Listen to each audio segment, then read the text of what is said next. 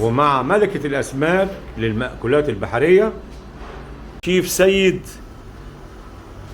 في ملكة الأسماك، عنده شوي على الفحم بتتبيلة سبيشال، كاري، توم، خل،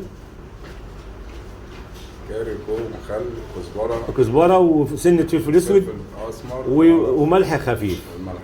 تمام. قلت لحضرتك الكلام ده موجود عند ملكة الأسماك بسوق الملك عبد الله. نتابع هتعمل ايه بعد كده.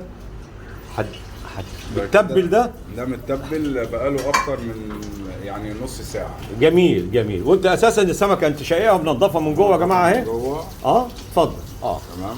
وبتحطها على الشوايه وبعدين بنخش على الفحم ونتابع يا جماعه الفحم.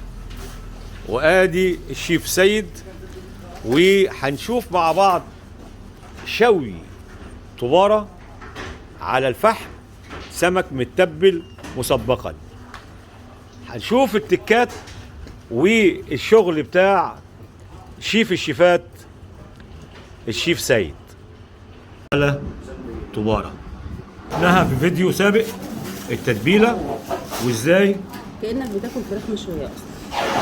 عمرك ما هتتخيل. وسيبها لي، اعملي كده وسيبها لي.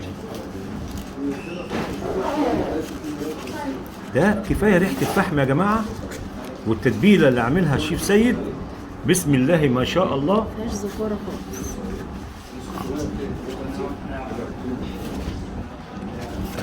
برافو عليك.